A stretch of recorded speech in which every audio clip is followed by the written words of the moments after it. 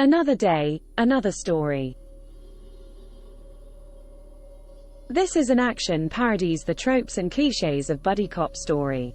It follows the adventures of Nick, a top-notch London police officer who is transferred to a sleepy village called Sandford because he is too good at his job. There, he teams up with Danny Butterman, a naive and enthusiastic local cop who loves action movies and wants to spice up his boring life. Together, they uncover a sinister conspiracy behind a series of gruesome murders that have been disguised as accidents by a mysterious cloaked figure. The story begins with a montage of Nick's impressive career in London, where he excels at every aspect of policing and arrests numerous criminals. However, his success makes his colleagues and superiors feel insecure and resentful, so they decide to promote him to sergeant and reassign him to Sandford, a small rural town in Gloucestershire that has won the Village of the Year award several times. Nick is reluctant to leave, but he has no choice but to accept his new assignment. Nick arrives in Sandford and is greeted by Inspector Frank Butterman, the friendly but ineffectual head of the local police force. He introduces Nicholas to his son Danny, who is also a police officer and Nick's new partner. Danny is a huge fan of action movies and idolizes Nick, hoping to learn from him and experience some excitement. Nick, however, is not impressed by Danny's lack of professionalism and enthusiasm for paperwork. He is also frustrated by the incompetence and laziness of his other colleagues, who spend most of their time eating cake, playing video games, or watching TV. Nick soon realizes that Sandford is not as idyllic as it seems. He notices that the town is plagued by various problems, such as underage drinking, vandalism, speeding, shoplifting, and animal cruelty. However, the local police and the Neighborhood Watch Alliance, NWA, a group of influential villagers led by Simon Skinner, the manager of the local supermarket, are more concerned with maintaining low crime statistics than enforcing the law. They dismiss Nick's attempts to uphold justice as unnecessary and disruptive. Nick's suspicions are aroused when he witnesses a series of mysterious and gruesome deaths that are ruled as accidents by the police and the NWA. The first victims are Martin Blower and Eve Draper, two actors who were involved in an amateur production of Romeo and Juliet.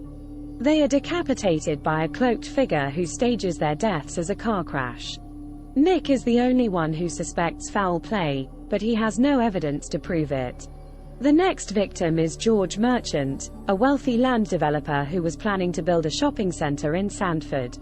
He is killed by a cloaked figure who rigs his house with explosives and detonates them remotely. Nick again suspects murder, but he is overruled by his superiors.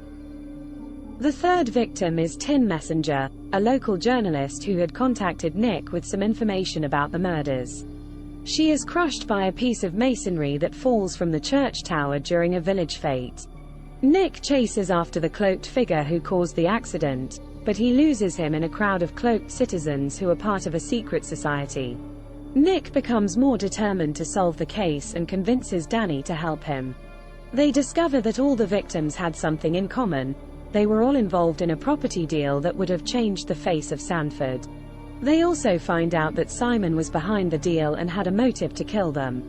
Nick and Danny confront Simon at his supermarket, but they are attacked by his employees who are also members of the NWA. They manage to escape and head to Frank's house for help. However, they are shocked to learn that Frank is also part of the NWA and that he is the mastermind behind the murders. He reveals that he started the NWA after his wife committed suicide because she was unhappy with Sandford's loss of its Village of the Year title. He decided to make Sandford perfect again by eliminating anyone who threatened its image or reputation. Frank orders his men to kill Nick and Danny, but they manage to fight back and escape again. They arm themselves with weapons from Nick's confiscated stash and return to Sandford for a final showdown. They engage in a series of spectacular shootouts and car chases with Frank's men, who are dressed as various characters from action movies. They also encounter the cloaked figure, who turns out to be Frank's elderly mother. Nick and Danny manage to defeat most of Frank's men and reach the town square, where they face off with Frank and Simon. Frank tries to escape in his car, but he is stopped by Nick, who jumps over a fence and lands on his windshield. Frank crashes into a miniature model of the village and is impaled by a miniature church spire. Simon tries to run away, but he is tripped by a swan that Nick had rescued earlier. He falls on the ground and is arrested by Nick. The story ends with Nick and Danny being hailed as heroes by the townspeople and the media. Nick decides to stay in Sandford and continue his work as a police officer.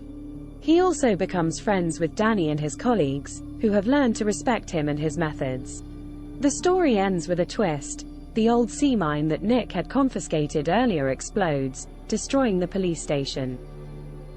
Thanks for watching.